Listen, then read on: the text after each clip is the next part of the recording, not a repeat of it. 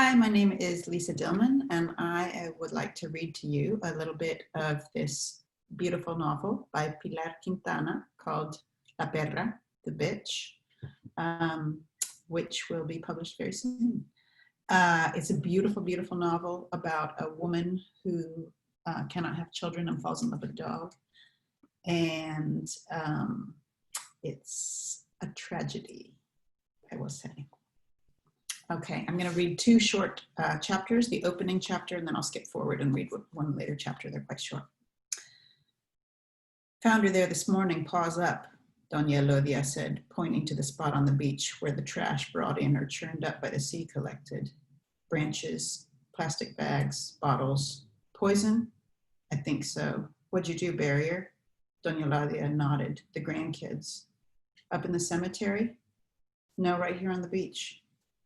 Plenty of town dogs died by poison. Some people said folks killed them on purpose, but Damaris couldn't believe anybody would do such a thing. I'm sorry, Damaris said. Doña Elodia just nodded. She'd had that old girl a long time. Black Dog spent all day lying around Doña Elodia's beach restaurant and followed her everywhere, to church, to her daughter-in-law's, the store, the pier. She must have been very sad, but it didn't show. Setting down one puppy, which she'd just fed with a syringe that she filled from a cup of milk, Doña Elodia picked up another. There were 10 in all, and so tiny their eyes hadn't even opened. Born 6 days ago, she said. They're not going to survive. Doña Elodia had been old for as long as Damaris could remember, wore thick lens glasses that made her eyes look buggy, and was fat from the waist down.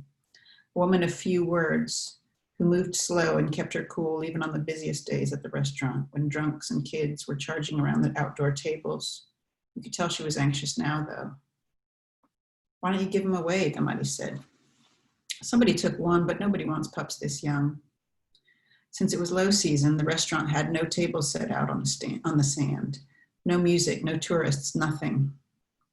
Just an empty space that looked enormous, and Doña Elodia on a bench with 10 puppies in a cardboard box. Damaris looked him over carefully and made a choice. Can I have that one? She asked.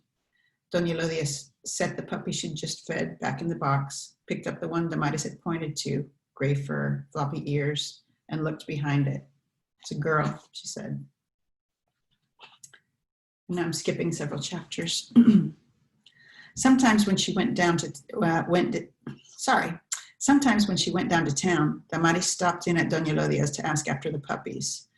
Doña Elodia had kept one for herself, which she kept at the restaurant in the cardboard box and still fed with a syringe. She'd managed to give the others away to acquaintances in one of the two towns, but day by day the pups were dying. One, because the main dog at its new house attacked it. The other 7, nobody knew why.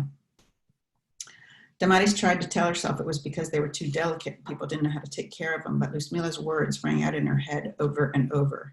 Gonna kill that animal, you keep touching it so much. She thought that perhaps she too was doing it all wrong, and that one of these days, her little doggie would wake up dead, stiff as her siblings.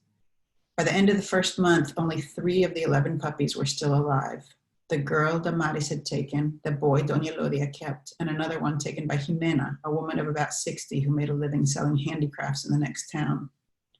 Damaris was surprised Jimena's dog hadn't died. She barely knew the woman, but knew she didn't lead a good life.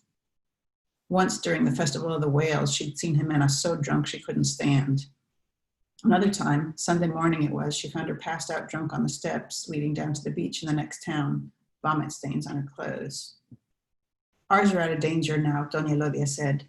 If any of them dies, it'll be from something else. Damaris was overcome, first by relief and then by satisfaction at it being Luzmila and not her who was wrong, though she wouldn't throw it in her cousin's face. Luzmila felt attacked by every single thing Damaris said and got mad about everything. Damaris still carried the little dog around in her brassiere, but set her down on the ground for longer each day because she was getting heavier and heavier. The pup had learned how to lick, to feed from the bowl, to eat the fish soup Damaris made from scraps, and in the past few days, she even ate leftovers like the other dogs. Plus, Damaris was teaching her to do her business outside the hut and the gazebo where they spent their mornings, Damaris cooking and folding clean clothes. Thus far, Rogelio, who'd left the little dog, thus far, Rogelio, that's her husband, thus far, Rogelio had left the little dog alone. But now she was more energetic and followed Damaris everywhere, jumping, attacking her feet, tormenting the other dogs with her sharp little teeth. Damaris was on guard. If Rogelio did anything at all, if he dared so much as raise a hand to that dog, she'd kill him. But all he did was tell her it was time to start keeping the pup outside.